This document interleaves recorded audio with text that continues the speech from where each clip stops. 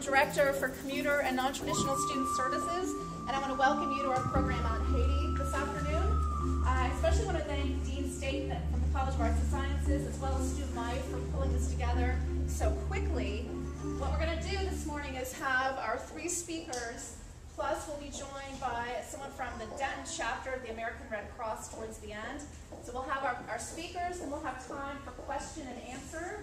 And then after that, you can make some time, if you have it, to stop by and visit all the different organizations that are doing things to help Haiti. If you don't have time, we'll have flyers that kind of summarize what is at each of these tables that you can pick up as you walk out. And just to kind of give you an idea of who all is involved, the Center for Student Development, Commuter Services Housing, Greek organizations, the International Student Association, and Helping Hands. All of those groups have gotten together since yesterday and are working towards a joint effort.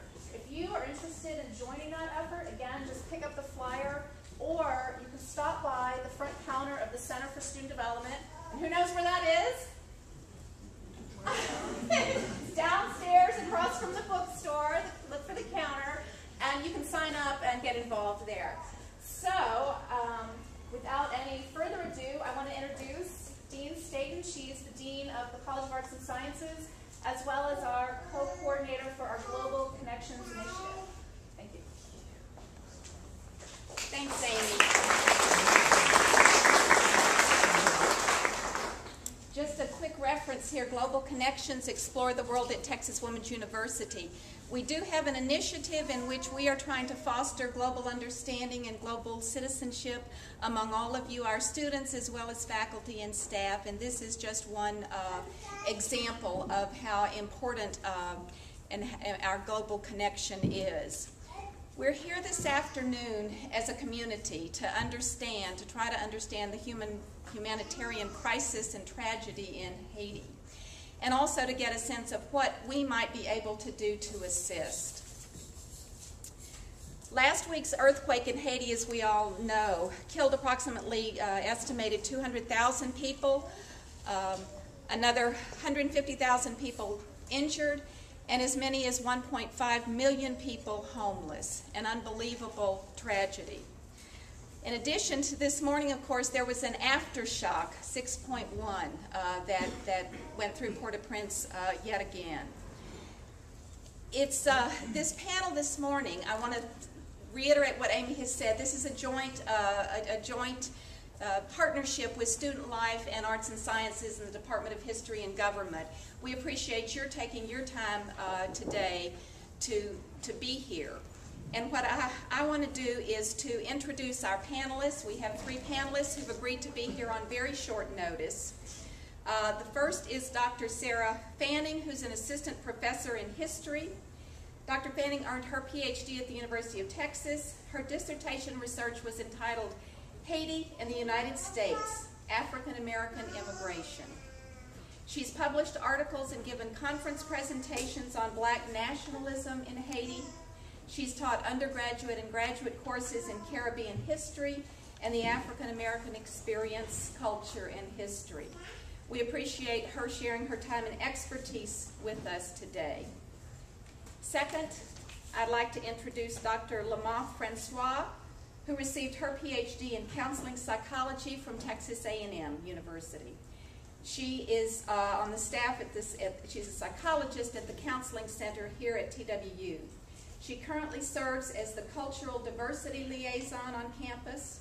Her professional interests include interpersonal violence and trauma, as well as multiculturalism.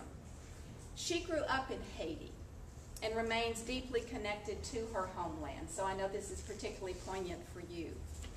And finally, I'd like to introduce Scarlett Pope, who is a former student TWU regent, member of the Board of Regents. She's president and founder of FACE AIDS TWU. She's founder of TWU New Democrats, and she has made multiple trips to Haiti. So there's a connection, a very real connection here for each of these panelists with Haiti, and very much appreciate each of you giving of your time and your expertise today to help us try to understand this tragedy.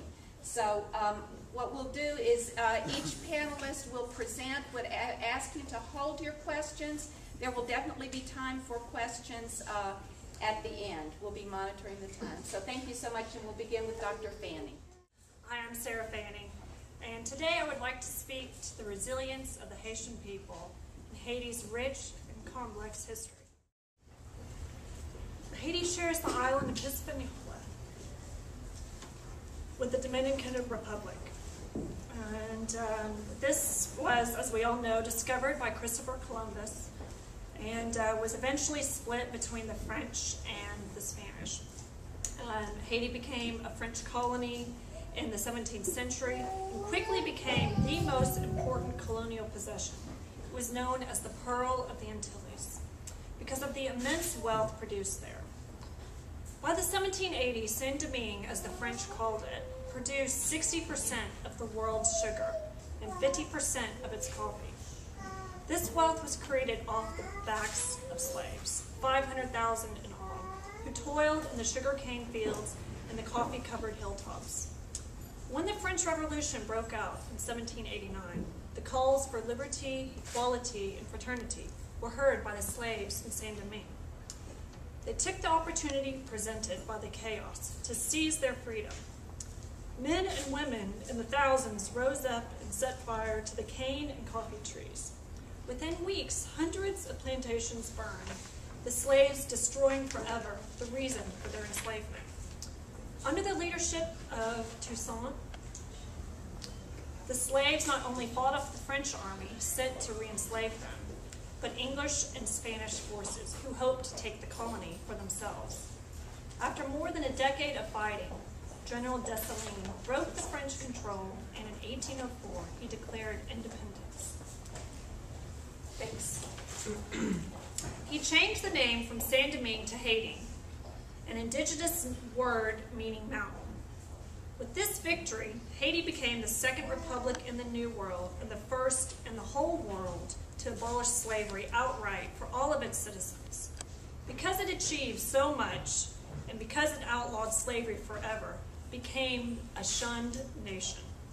All of its neighbors in the Caribbean, Latin America, and the United States supported slavery and feared Haiti's liberation philosophy.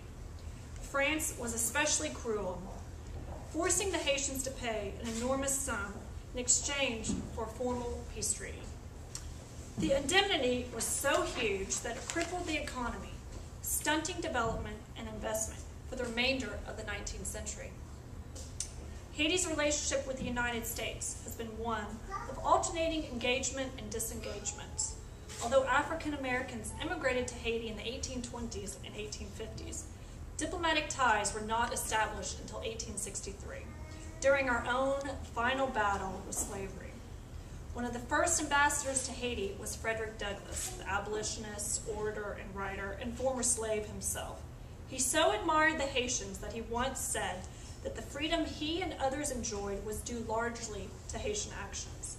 When they struck out for freedom, they struck out for every black man in the world, he said. Haiti was a powerful symbol for many movements of black America, the abolitionists, the black nationalists, and the Harlem Renaissance. This is not the first time that Haiti has confronted such a disaster, national or man-made. In 1842, an earthquake leveled Haiti's second city, Cape Haiti. It's on the top there, on the northern coast. But the city was subsequently rebuilt. Hurricanes are almost an annual event, some like the ones in 2008 with disastrous consequences. Political strife has haunted the nation since its birth. This is no surprise given, as we've learned, the refusal of the international community to provide the trade and diplomatic ties that we in the United States were lucky enough to receive very quickly after independence. In one particularly grisly disaster in 1937, the Dominican dictator Trujillo, who styled himself after the European tyrants of the age, decided he would cleanse the borderlands of their Haitian population. To distinguish between Dominicans and Haitians, his troops tested the citizens on their pronunciation of a single word, parsley. If they pronounced it in the Haitian Creole way, they were killed. Estimates vary, but as many as 30,000 Haitians and Dominicans were murdered. Through all of these painful moments, the Haitian people endured, and their culture, particularly its rich visual arts, has spread throughout the world.